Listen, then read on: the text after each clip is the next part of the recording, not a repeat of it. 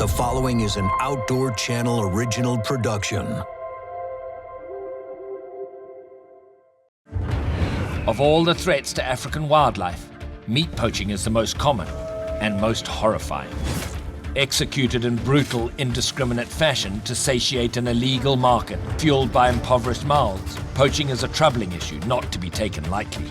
Few regions are more familiar with the effects of poaching than Kutada 11 in Mozambique, an area that owes its success to the hunting model. I've traveled here to visit an old friend and witness his countermeasures firsthand in the fight to conserve the wildlife under his protection.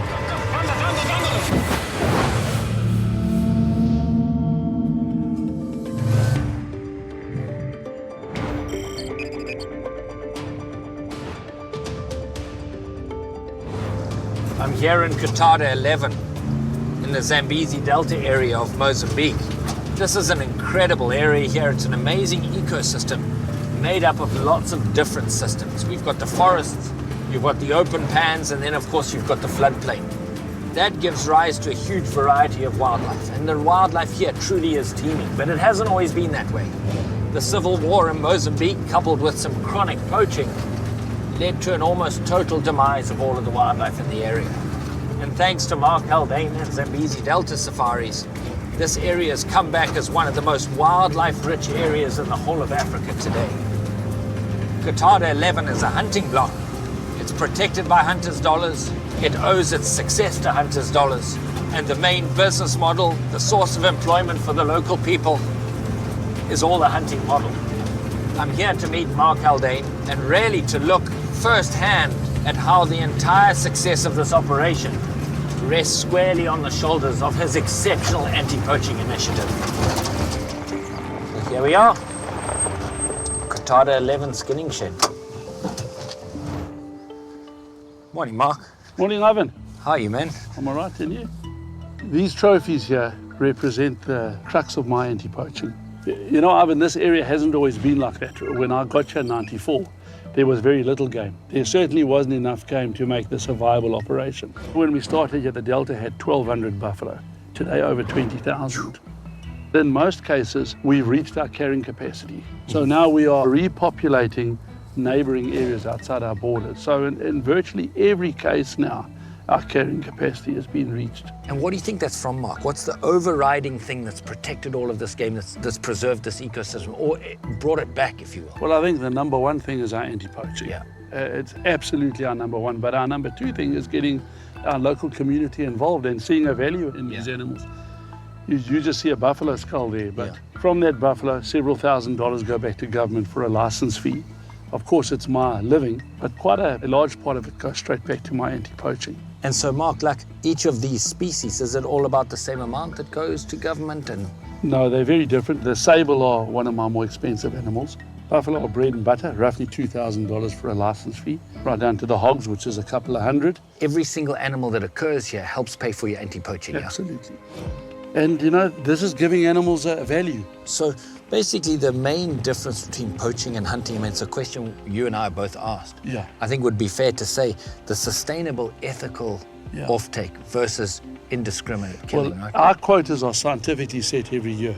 A wildlife survey is conducted, and then a percentage is given back to take off. And in virtually every case, it's way below 1% of the total population. Last year, 29 metric tons of meat was delivered to the local community. Wow. That's nearly 50,000 pounds. Yeah, and it's distributed equally to everyone. Ivan, please understand, there's two types of poaching. There's subsistence poaching and there's commercial poaching. The commercial poachers come in here, they slaughter as many animals as they can, and they take them back to sell the meat. Okay, and the subsistence guy? It's purely for home use. Yeah. And I suppose it's probably difficult to stop that guy trying to feed his family. It is, but he doesn't have to anymore. We've given the meat to do that. So now all of a sudden everyone sees a value in animals. Cool. Well, let me go and get with your team and see what's happening. Perfect. Thanks, man. Thank you. Appreciate it.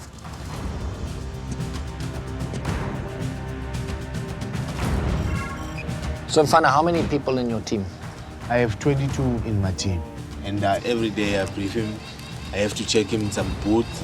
They have the full uniform. They have the handcuffs. No one smelling alcohol.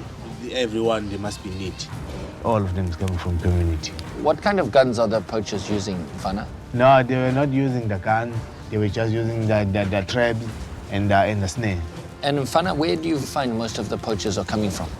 Most of the poachers we find in the boundary because there is no poachers in the community. Okay, so because of the meat drop, eh? Yes. And now it's the time for the going patrol with the helicopter. Okay. Okay, no problem. Let's go. So these patrols you do most mornings, eh, Mark? But basically what we do is we try and get out nice and early in the morning. We want to pick up the plumes of smoke from the smoking fires that the poachers use to smoke their meat before the wind gets up. So, yeah, not cool. The earlier the better.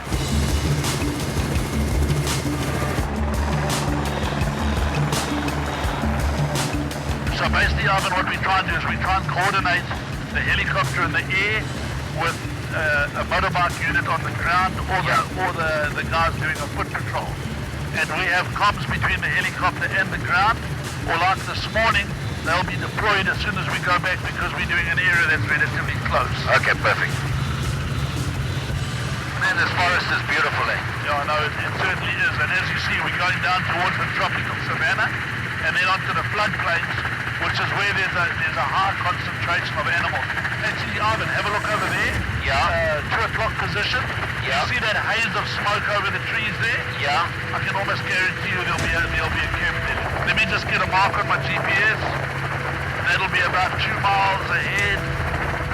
Okay, let's break off so we don't spook the poachers. Perfect. Well, we've just seen some smoke, but rather than fly right over the poacher camp or the potential poacher camp and spook them, there's no way to catch them from the helicopter. We're on our way back. Mark put it into the GPS. We're on our way back to give those coordinates to Mfana, and I'm going to jump on the motorbikes with them and go and see what we can find. Come.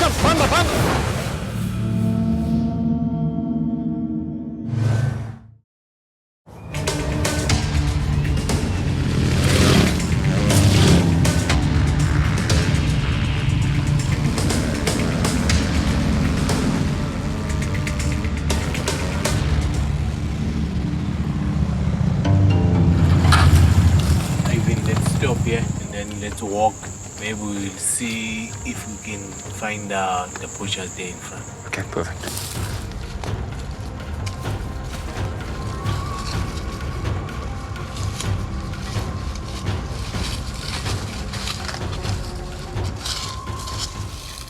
Okay, again, it's about 100 meters to get to the fire. Okay. So let's walk slowly.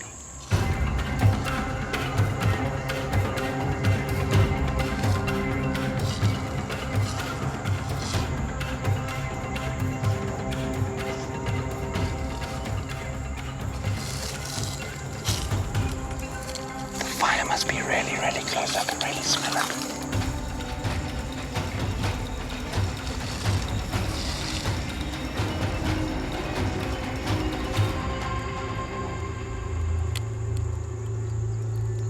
This is just a family. So what they've got here is some tracks, but you can see that there's some little kids here. And so it's obviously just a family that's traveling through the bush here. They made a fire probably to cook or to keep warm. What we're actually looking for is if this was a poacher's camp, there'd be smoking rats for meat, and that's how they're gonna be detected early in the morning. So. Okay, again, let's carry on with our patrol. Okay, perfect.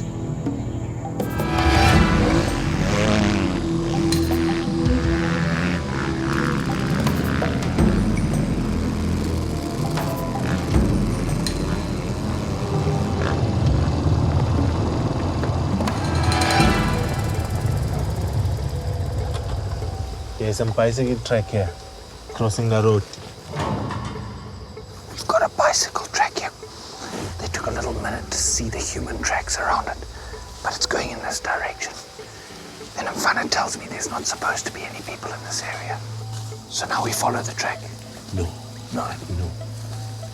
Ivan, in the edge of this road here, there's one big pen. Let's go and have a look there. Because sometimes the poachers, they don't want to walk into the road. You're just crossing the road as we see the tracks of bicycles crossing the road. Okay. So let's go and check around the pen and see what we won't see any fresh tracks there. Okay. Okay, so we go this way. Yes, let's go down there to the pen.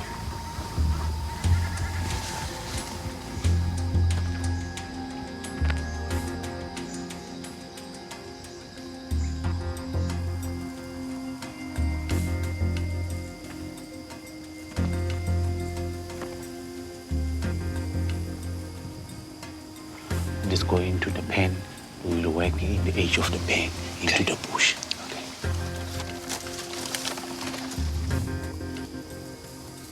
And we're looking for tracks. We're looking for a sign that an animal might have dragged something into the bush. The guys are physically looking for sign of the poachers themselves, their traps.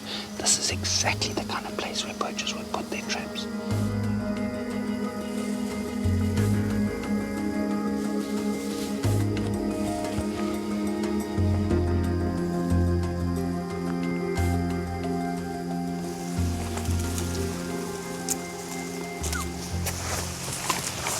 So what about me? I don't know, is it dead or is still alive? I will crawl first. Okay. Go and have a look. You can just follow me. Okay.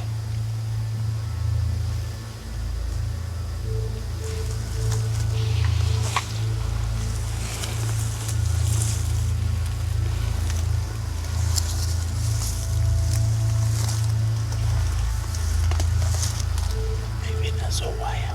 Okay. Ima bichana, hlala lapha phansi.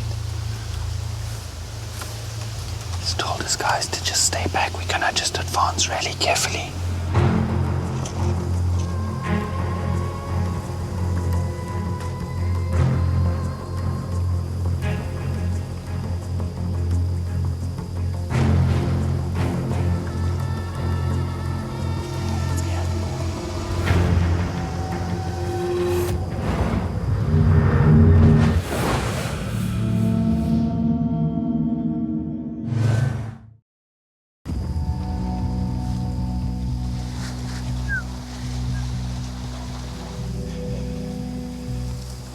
This is the reality of meat poaching right here. You know, you look at something like this and it's just such a waste. Young bull. He hasn't even bred yet. Just a totally unsustainable use of wildlife. The reality is a lot of the animals that get caught like this get wasted. The snares are forgotten and never found. An animal like this might just be completely wasted, just dies for no reason at all. The wildlife doesn't deserve this. There's more wire here. Let's go and have a look. Follow the tracks of the wire. Okay. What do we do with this? You can just leave it here for now. We won't touch it. But let's go and find more. Okay.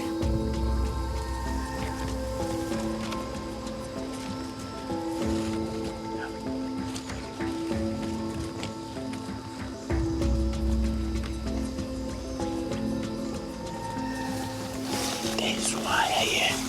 But let's leave it. My guy's gonna move it away. Let's get it away.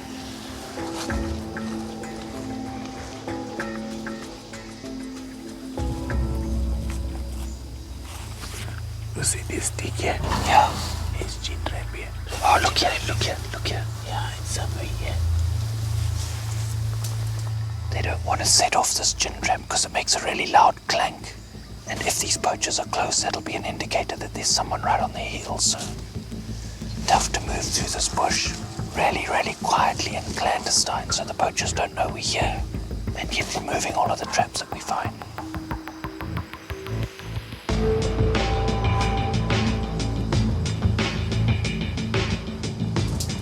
Very often what'll happen is a path like this kind of indicates a direction that they're moving with their traps and that there's often a camp nearby, so we're just moving through the bush and it's just amazing how much traps and snares are here.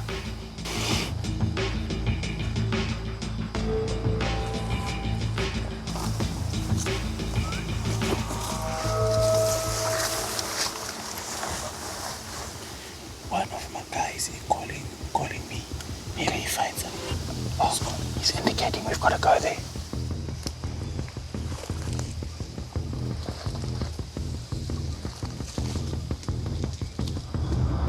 It's a river.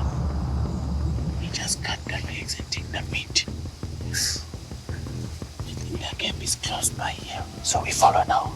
Yes, we'll follow, but I need to just call my other guys to come and help me so that it will be easy to catch him. He's going to come and remove this gin trap to put it somewhere else.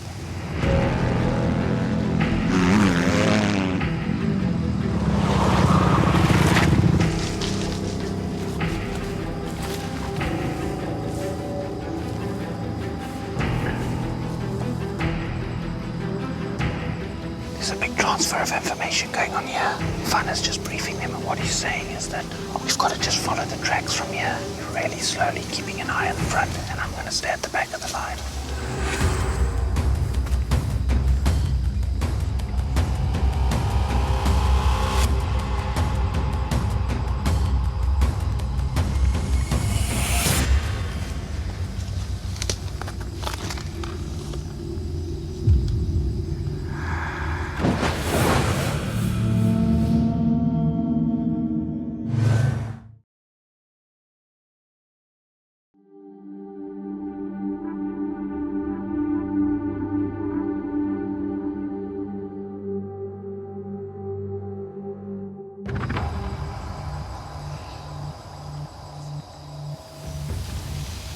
Let's call to that tree.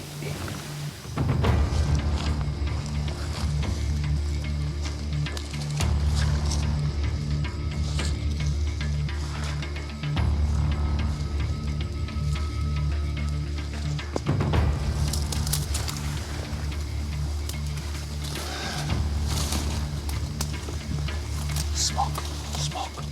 I'm not sure what they're doing. You can just see smoke and movement. I think there's 2 or 3 people here. And as soon as the guys are in position, we can walk in from this side and challenge them. They'll never run out into the open. It's too easy for them to get caught. They're going to try and run back into the forest. And hopefully, with the 4 guys on our flanks, we'll be able to catch them. I will go in that side. You can go in this side. As you go, as you get into those branches lying down, I will make it a nose and say, oh. And then you just jump, run this side. Okay. I will run. And we try to catch them, eh? Try to catch him.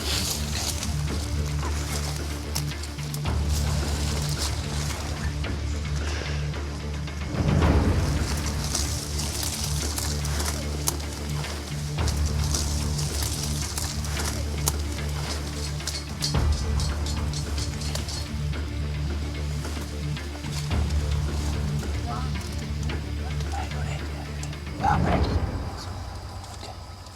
You ready, Sean?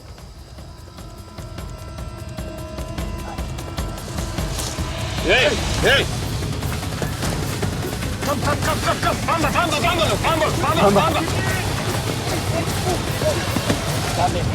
Pambalo, Njam. Nangu. Buya naenda.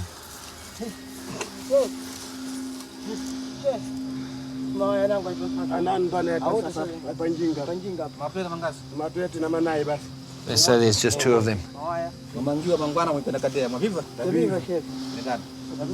You just ask them, what have they got here? How much wire snares? How many gin traps?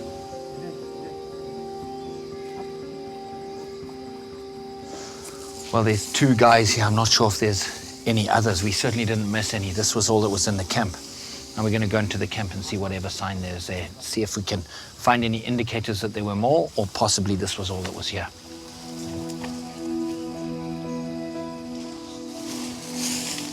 It's the reedbuck, eh? This is definitely the reedbuck from the trap. You can see it's missing a leg. Young ram. Bicycle full of snares.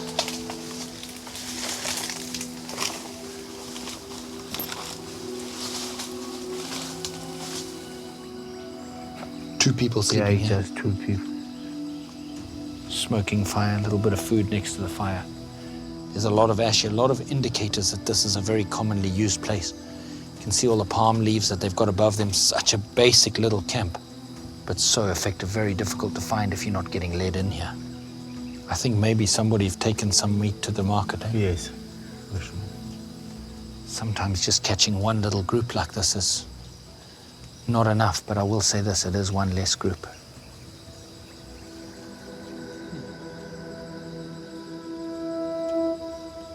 Nobody can blame somebody for poaching to feed their family. Yet what you see here is the work of commercial poachers. With the distribution of free meat that is a result, a byproduct of the trophy hunting, there's no need for the subsistence poaching. It's an interesting balance how, with correctly managed quotas and careful sustainable offtake, supports the anti-poaching teams, that in turn protects this giant ecosystem absolutely full of wildlife.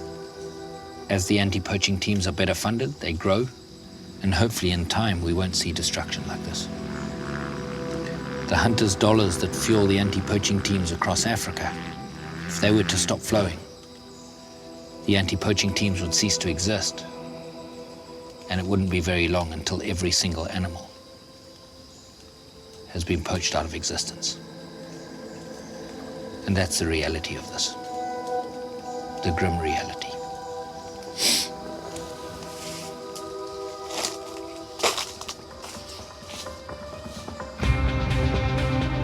Victories like this are bittersweet. Through the skills, bravery and hard work of Mfana and his team, one pocket of the African wilderness is safer today. But with the demand for meat ever growing, the work of the Zambezi Delta Safari's anti-poaching team is far from over. I leave Mozambique encouraged by the innovative efforts of Mark Haldane and the proven strength of the hunting model he's implemented in Qatada 11. Hunters provide financial resources for anti-poaching initiatives, meat for local populations, and most importantly, value for wildlife populations that makes them worth protecting. It's a hopeful step for the conservation of African wildlife, and a model that I hope to see expanded across the continent.